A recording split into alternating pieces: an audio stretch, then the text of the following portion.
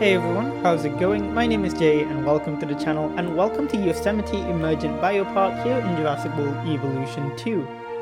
And in today's episode, we're going to be continuing our park with quite a few habitats. We're making about 3 habitats here with quite a lot of different dinosaurs, all herbivores except for one. The first habitat you're going to be seeing on the screen over here is actually going to be for kind of what I would like to say is kind of an homage to the first Jurassic World Evolution game, where, you know, when you start the first Jurassic World Evolution, your first few dinosaurs are really like the ones you end up using at the start of almost every park you do, which is the Triceratops, the Struthiomimus, and the Edmontosaurus. So kind of doing a bit of an homage to that, and I thought we'd have a little habitat featuring all 3. In the end, this habitat ends up being too small for all 3, so I kept this habitat for the Triceratops and the Struthiomimus, and then in the Werchosaurus habitat, I actually put the Edmontosaurus there, so I think it fits pretty well. Here's me trying to do some fancy stuff with the fencing that really, didn't really work. I saw this in an Evolution Square video and she did it really well, but I couldn't really figure out how to do it the best way, so it ends up looking kind of boring, but you know, it's alright I think. Just a bit of extra interest never hurts. Very simple habitat at first here, but later on in the video we're going to do a little bit more interesting work because we're going to do a big like hotel complex and it's going to overlook a very large kind of like Cretaceous Asia habitat, or is Jurassic Asia? I can't remember, it's one of the 2 periods, where we have Mamenchisaurus and a few different other animals which you'll see later. We have Parasaurolophus, we have Gigantospinosaurus as well, we have what's the last one? Gallimimus as well, which is really cool. And next to this habitat here, which we've actually just finished, we're going to be introducing another carnivore, which is going to be the Troodon.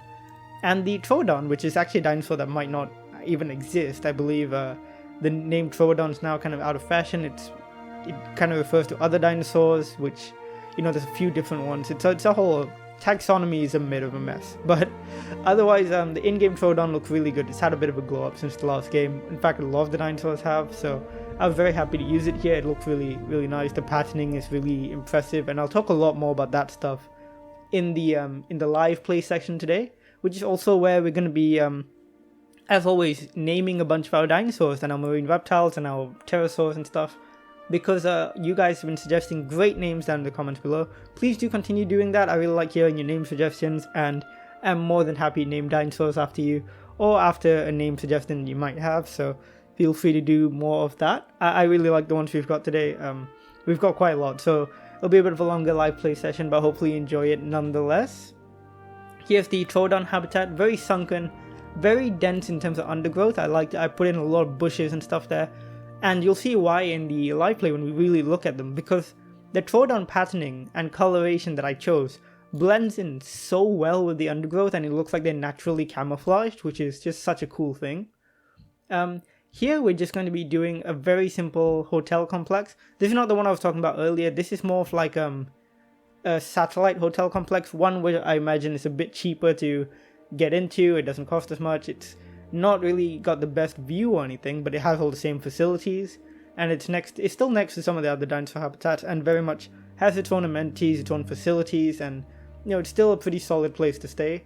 I mean, like, honestly, if I could go to like a park filled with dinosaurs, I would sleep on the ground. Like, I would not care. As long as I got to see dinosaurs, I do not care what the facilities are like. Which is honestly, like, that is basically a theme in Jurassic World anyways. It's like, and I think they explored that a little bit in the first Jurassic World, because there was like Vincent D'Onofrio's character Hoskins had this very brief like quip about how, you know, you have places like this and they can charge like $7 a soda or something like that, or $12 a soda. And in the first Jurassic Park movie, the lawyer as well, he said, like, you know, what's his name? Was it Ludlow? Can't remember. But yeah, basically he said like, you can charge anything you want, people will come. And it's just like, gosh, I hate that that's true, because obviously everyone in the world should have the opportunity to see dinosaurs if they existed. But gosh, if they had something as incredible as living dinosaurs, they genuinely would just charge whatever they want. It's just a bit of a shame when you think about it. tell you what, if I ever run a dinosaur park, it's going to be free. Just turn up, look at dinosaurs. Obviously, I'm not going to be, actually running a dinosaur park anytime soon. I don't know why I got into this random hypothetical scenario, but it's just an interesting thought, isn't it? It's just like, the whole thing about Jurassic Park, it's about like capitalism and genetic ethics and all that sort of thing, and it's just super interesting to think about, I guess. Like, I think a lot of the analysis of Jurassic Park, when people talk about it, they're like, oh, this is what happens when science goes wrong. And I don't think it's about when science goes wrong. I don't think the science actually had that much to do with it. I think this is what happens when you exploit the results of good science like this, because obviously creating dinosaurs is one heck of a scientific achievement. It's just about what happens when you get like money and greed and all that sort of stuff involved, and you start cutting corners, and basically it just gets into a whole like discussion about how do you, if you did create a park with living dinosaurs, how would you treat it? And I think the main reason it failed is because they treated it like a theme park and not like a zoo or a wildlife preserve, because the animals didn't have enrichment, they didn't have like proper habitats and stuff like that. And you could tell because in the movie, like Ellie Sattler says like, oh, you have all these different like plants that aren't suitable for the animals, you just chose them because they look pretty and stuff like that. And it's like super interesting stuff. I think in the actual line she says is it's a poisonous plant, but you just have it in the guest areas. And then the Triceratops, which eats all the berries. It's a whole thing. I could write essays about Jurassic Park, but I'm not going to do that right now. Instead, I'm going to actually go back to talking about what's going on screen, because I've gone on another tangent, and you guys know I tend to go on my tangents. But here's the big hotel complex I was talking about earlier. This is going to be like the prime hotel place. This is like where it probably costs a bit more to get to, but you have the best views, you have like the best facilities, whatever, and it overlooks our big habitat there. And like I said in the previous episode, I really wanted to play around with different terrains. So this is elevated above the habitat it's adjacent to. Got a couple like amenities here as well. And this whole area isn't quite finished. It's just kind of the bare bones of it, and we'll finish it up in the coming episodes, because we'll be building kind of up this way, and where we'll have like the aviaries and stuff like that. And I think what we'll do in the next episode, probably do a glass aviary. I think that'll be quite cool. Let me know which pterosaurs you'd like to see. I haven't decided. Basically, I'm happy to use any of them except for the Pteranodon and Dimorphodon, just because I'm not super fond of including those two right now. I know we do have the Jurassic Park 3 Pteranodon, which is pretty cool, but I'm also avoiding using that one because it looks a bit weird. Like, I don't think the textures are really up to par with some of the other stuff, so I think I'll stay away from those, but any of the other pterosaurs are fair game. Also, by the way, you might have seen here, I joined two tables together to form a bigger table. This is not a mod or anything, you can do this in the game, and I found this out via a Reddit post, so that's very cool. You can't do it with the ones where the umbrella is up, but the ones with the umbrella down, you can actually connect two tables to form a longer table, and it looks super cool. So totally didn't know you could do that. Really glad that you can. It's a very cool little piece of like, just added customizability, I suppose. But yeah, I'm really looking forward to hopefully getting more decorations in the future. Benches, bins, all sorts. Fountains, like big centerpieces. Like, you see that big circle there? Like, it would be nice to have a fountain or to put something in the middle there that'll make it look a bit more interesting. So, fingers crossed for more decorations. And I believe someone pointed out a while ago, like before the game released, that the logo for the decorations actually used to be a fountain. And I'm not sure if that's I'm not sure if that's true. I just have a vague memory of it. And they changed it to look like this, so maybe they planned to include it but just couldn't fit it in. So really got my fingers crossed for the future. And here we're building the big habitat for today, which is of course going to be the big the big herbivore habitat with sauropods and all that. Because it's so big, I wanted a lot of variation in the terrain and stuff, but I didn't want to have a lot of foliage in the middle. I wanted it to be big and open so the sauropods can really wander around, so the other herbivores as well can have lots of space to herd.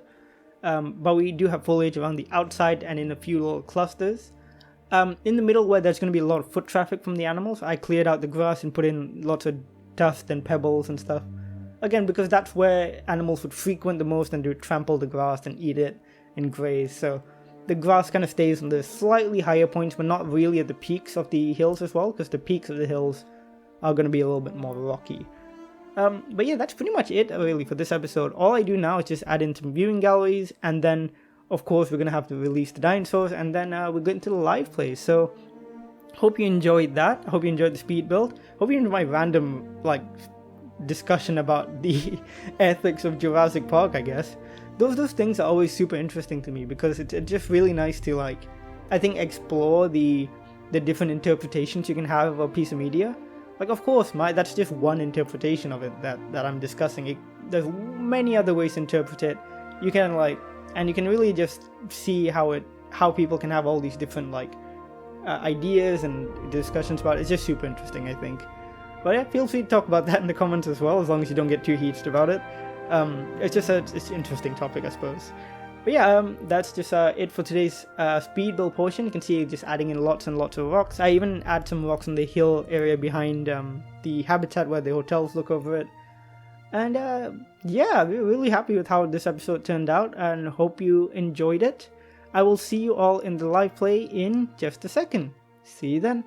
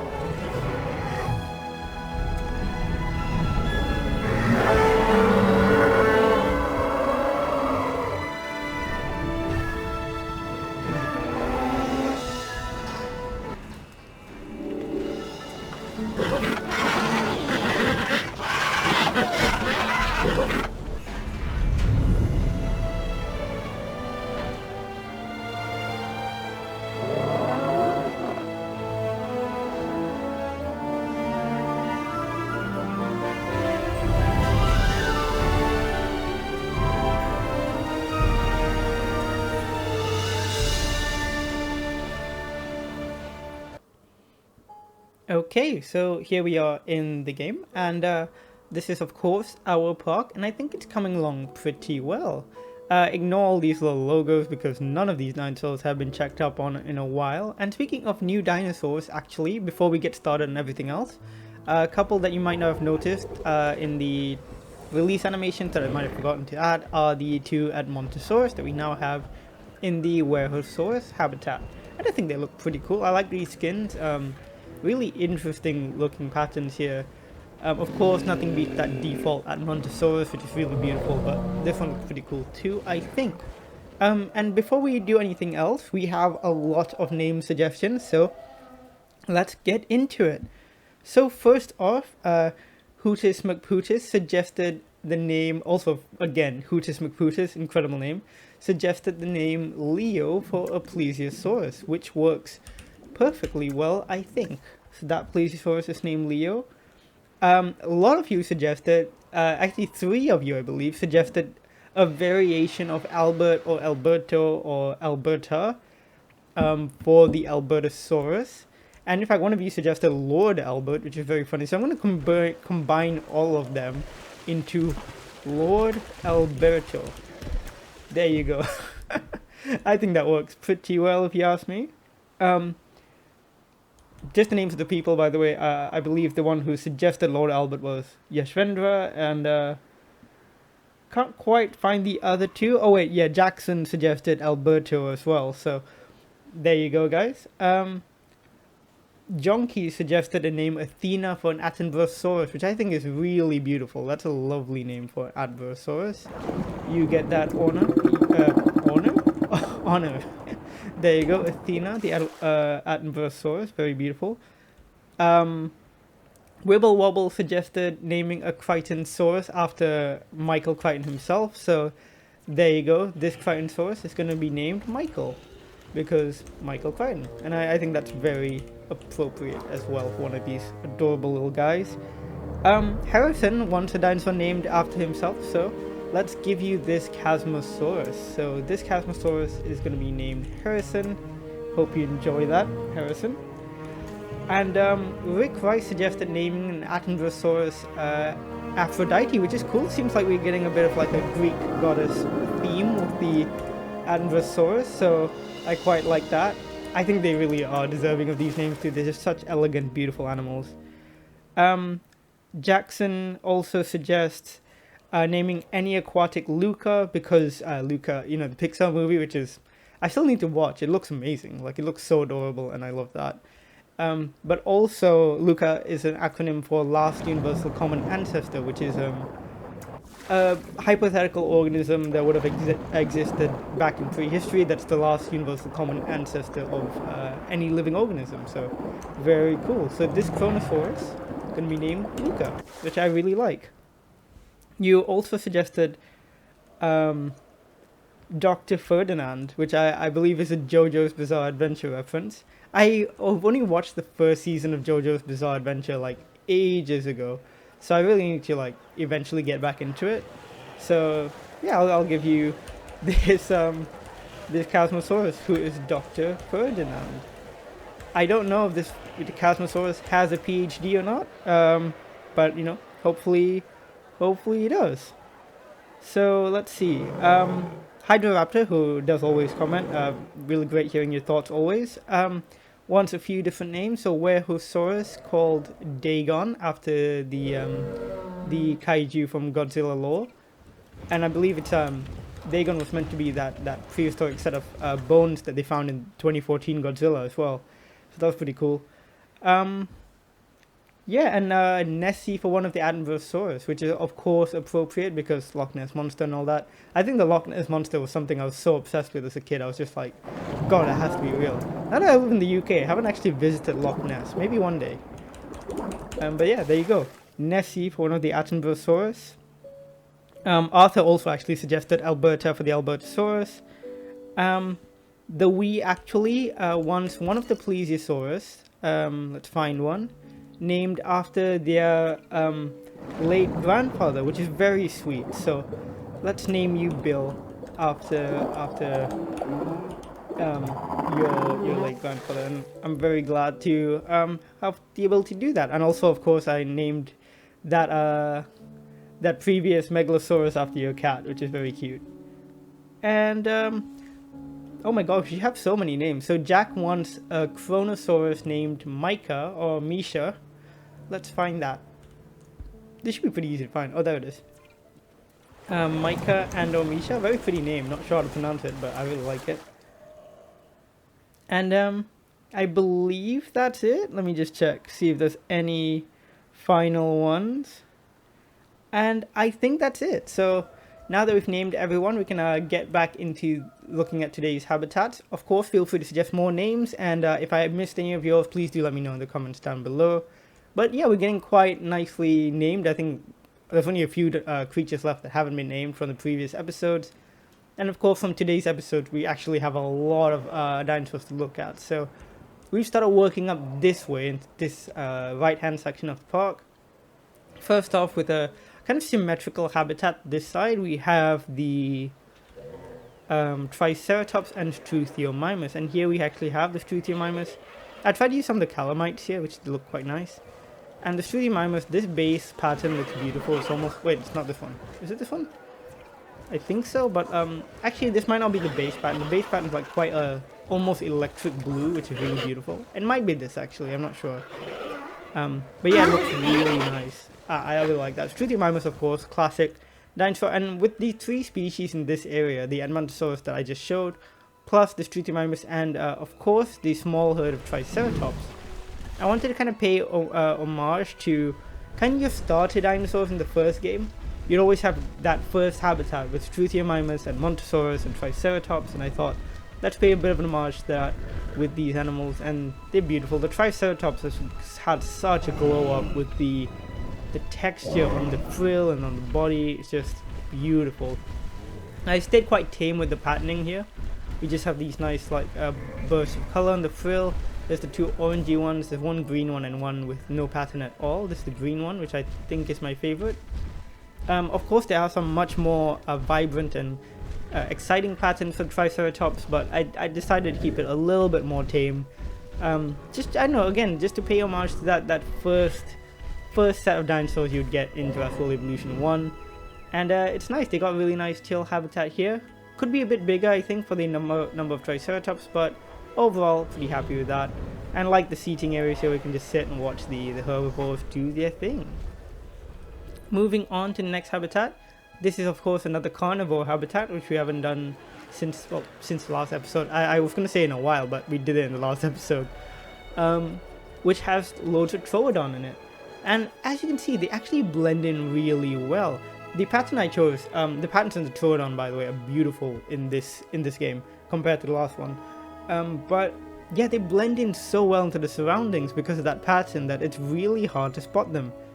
And just to give you some context, there's 20 Troodon in here. I can see a few over there. Yeah, I think that's all of them slowly moving over that way.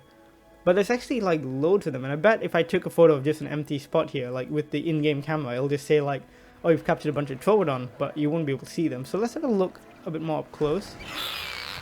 So there's two skins, one is a bit more reddy and one is a bit more green, but they're both very beautiful. I love the Troodon skins in the game, and I think the Troodon in general has had a bit of an improvement, because now it walks very much with its spine parallel to the ground. In the previous game it was a bit more like a kangaroo posture, which didn't look super great.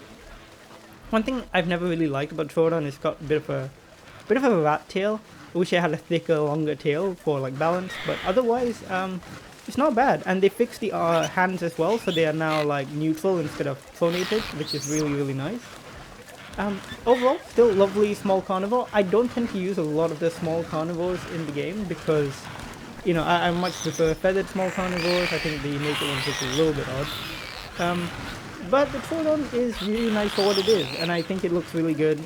And especially with these new fans, it's hard not to use it. It's just really, really beautiful, and done a fantastic job with it. Now, where are the others? I want to show you the green skins as well. There's one over here.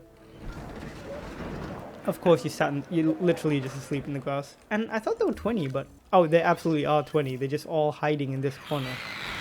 I don't know why they've chosen to do this right now. I can't even zoom in on it because they're in the trees. Oh wait, there we go. So this is the greener skin, and I think it looks really nice. They're very, very pretty. I just really like these new patterns. They're so nice. And there we go. That's the Troodons. Very cool. Just really, really like how they look. And that's the ranger vehicle struggling to actually status check them because they're all hidden. Here we have a little guest amenity area, a couple small hotels. I imagine these are like some of the cheaper ones. And then just some shops here. Try to keep them relatively similar in appearance, with the entrances kind of somewhat symmetrical. And then we can go over here to the big habitat that we worked on today, which is like a Cretaceous Asia habitat. But first, we can go up here, and I can't remember who suggested it, but having like a set of hotels overlooking a big habitat was a really great idea, so I did that. So I imagine you go up here and you can really choose what kind of hotel you want to stay in. The fancy like modern ones, or you can stay in these like more resort type huts. And I imagine it's very much just like you choose which one you want to, and then you get a different experience based on whichever one you go for. The big habitat itself is relatively simple. There's not an awful lot to it, but there's quite a lot of dinosaurs in here, so let's have a look for them. I don't know if any are on this side at the moment. Seems pretty quiet here. Oh, there we go. Our adorable, super tiny Gigantspinosaurus. It has such an over-the-top name for what it is. It's a tiny little stegosaur. But to be fair, it's a bit of an over-the-top dinosaur anyways, because it's got these ridiculously big shoulder blades, which is very cool. I do love all the stegosaurs in the game, especially the tiny ones. They're just so cute, and they're so unique as well now that they've gotten so small. This might be the smallest stegosaur that we have, Gigantspinosaurus, and I really, really like it. Huayangosaurus as well is one of my favorites. This is a plain skin, doesn't have a pattern on it, so let's look at some of the others which do have a pattern. I really like this one. It's very earthy, very like, and you know I love my green dinosaurs, but this one I think looks really good. Blends in with the surroundings really, really well. And it's just very pretty. I think we have another skin as well. Oh, that's... Well, we've seen the next dinosaur now, but here's another Gigantospinosaurus with a more teal kind of patterning, or it's more like a tepid green, I guess. And it's right next to the Mamenchisaurus, which, why not? Let's look at that next. These guys have always been my favorite sauropod in Jurassic World Evolution. I think they're brilliant. They look so cool. They also, I think, the closest to like a really realistic big sauropod that we have for now. Do correct me if I'm wrong about that. I think probably the Brachiosaurus isn't awful as well for what it is. I mean, none of them are really awful. With the sauropod, generally speaking, the tricky parts are mainly getting the neck to the right kind of posture, and even then it's kind of still in contention what the right posture was, so I think it's fine. And these guys have always been my favorite. They're beautiful. Mamenchisaurus has been one of those, it's one of those kind of like ridiculous sauropods, because we all know sauropods are big and they have long necks, but this guy just takes it to a whole other level. Mamenchisaurus has such a proportionally crazy long neck. I think it's only beaten by like maybe Omesaurus for like having such a disproportionately long neck. This one is a really nice kind of reddy tan pattern with these yellow splotches and dark red splotches. It's really quite cool. There's another one here. There we are. And I imagine these are like a male and a female, of course. But this one, I think the pattern looks really unique. I love those really dark green-blue splotches, especially up near the head. It just looks very, very cool. And they're just such imposing animals. I love how they move. And sauropods, I think, really just exemplify what it is that about dinosaurs that captures the imagination so much and just makes people fall in love with them. Is that they just... like, imagine seeing a sauropod in real life. That would, you know, that's an experience you would never forget. It's like, it would have just been, they're just so tremendous and magnificent and larger than life, but they were real, and they were like real animals, and it's just fantastic. And I love having sauropods in my park. There's always, and I'm getting a little bit like sappy here, but you know, I'm always very much in love with seeing sauropods like that in a tangible form. Besides these guys, we also have loads of Gallimimus. And for the Gallimimus, I actually chose the 1993 pattern, which I believe is actually meant to represent the juvenile Gallimimus that we see in the first Jurassic Park. We see them very briefly. So, you know, in that scene where Grant and the kids are hiding from the T-Rex behind the log. Well, they're not hiding from the T-Rex, they're hiding from the Gallimimus herd. Because they're like flocking this way, right? And you actually see a few juvenile Gallimimus which have these really nice white stripings. And in the game, it's really cool because you have these, and it says the 1993 pattern. So I just really like that, and I think it's a beautiful pattern, very much reminiscent of like a deer, I think. Oh, they're a little bit noisy, but it's okay. But yeah, they're beautiful. I really like how that looks. And yeah, because it's a Cretaceous Asia habitat, I think it's nice to have a few of these as well. And finally, let's look at our Hadrosaurs. Where are they? Can you see them? I don't know why I'm asking you, you can't tell me. I mean, if you can, you could reach back in time through the void, tell me where they are. That'd be great, but where are they? I swear I've put in a bunch of Parasaurolophus. Oh, they're all the way back here behind this mountain. Huh. So these are our Parasaurolophus. They also actually are taking the 1993 Jurassic Park skin. The thing with that is that you don't actually see the skin like up close at all. Like, you see the Parasaurolophus very briefly and in the distance in that first shot with the, you know, the Brachiosaurus, and you know, that one scene that makes everyone cry, and by everyone I mean me. Every time I watch that I just sob because how beautiful it is. But you know, like, oh, that's such a lovely social animation. They're just like sniffing each other, and oh, that's so cute. But yeah, they apparently were based on this color, but they were so far away you can barely tell, but I quite like it. I think it looks nice and has a really nice like differentiation with the green and then the red. A bit Christmas colored, but you know, seasonal I suppose. And yeah, that is it for the dinosaurs we have today. No flyers or aquatics today, but maybe in the next episode. I'm thinking of putting an aviary back here. And yeah, I hope you enjoyed today's episode. please do... Oh gosh, is that Gigant Spinosaurus going to escape? No. It could have. This door's staying open far too long. Like, these guys could just walk in. Please don't, though. Is that person barefoot? No, she's wearing slippers. Why am I... I'm just like...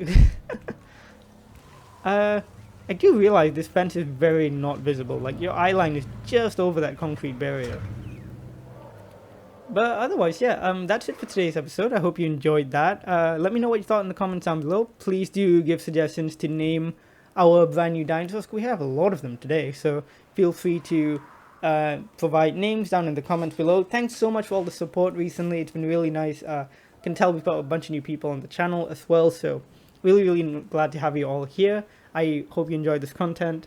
As always, more than happy to hear feedback. If you want to see anything specifically on the channel, tutorials or like specific builds, please do let me know. I'm more than happy to have a look and see what I can do. Yeah, that's pretty much it. Do look forward to the next video. I'm not sure when that'll be. I might be taking a bit of a break over the holiday season, so potentially back in the new year, but also who knows, I might just get bored and make a video anyways. Thanks as always for watching. Do subscribe, of course, if you enjoy this content, and as always, I'll see you all in the next video. Bye!